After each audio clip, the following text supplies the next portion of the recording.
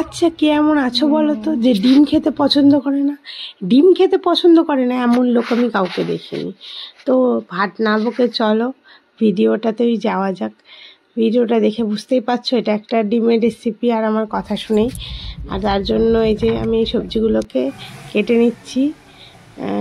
কিছুটা পেঁয়াজ আমি বেরেস্তা আর কিছুটা পেঁয়াজ আমি মশলার জন্য রেখেছি।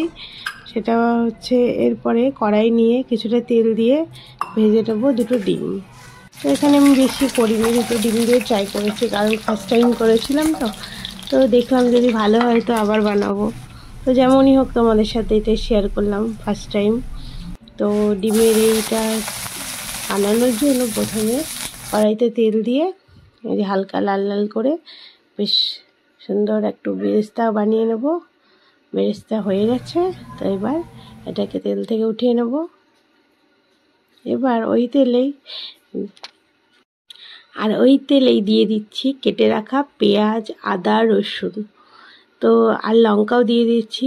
যে যতটা ঝাল খাও সে সেরকম পরিমাণেই দেবে। আর আমার কর্তামশাই ঝাল খুবই কম খাই, দেখতেই পাচ্ছ, ওর জন্য 4টে দিয়েছি মাত্র। এরপর এইটাকে ভালো করে ভেজে নিয়ে তারপরে দিয়ে দেব কাজু আর কিশমিশ।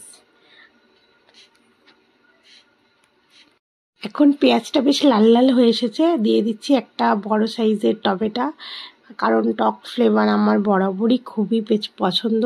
সব কিছুতে আমি সস ব্যবহার করতেই ভালো হয়, কিন্তু এই তরকারিটায় আমি কোনো সস ব্যবহার করিনি। এই টমেটোটা দিয়েই তরকারিটা বানিয়েছি। এরপরে সবজিটা ভালো করে নাড়াচাড়া দিয়ে মশলাটায় জল দিয়ে বেশ ভালো করে নেড়ে চেড়ে ঢেকে দেবো।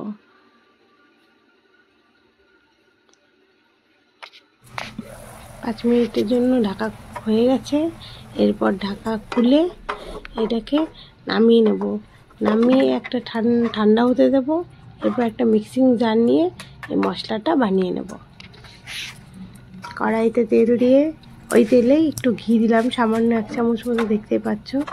এই ঘিটাকে ভালো করে নিচ্ছি, চারিদিকে লাগিয়ে নিলাম। এরপর গরম মশলা, একটু জিরে দিয়ে ফোড়ন দিলাম, তেজপাতা দিয়ে এরপরে একটু নেড়ে চেড়ে ফোড়নটাকে দিয়ে দেব অল্প করে জিরে আর ধনে, অল্প করে জিরে গুঁড়ো, আর দিচ্ছি একটু কালারের জন্য লঙ্কার গুঁড়ো।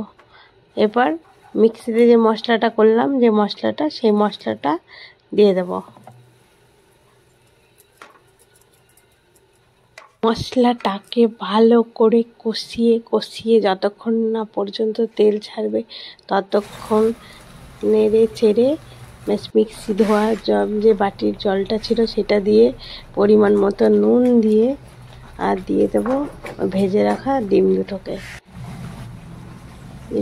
দিয়ে বেশ অনেকক্ষণ কষিয়ে ঢেকে গরম মশলা দিয়ে নামিয়ে নেব।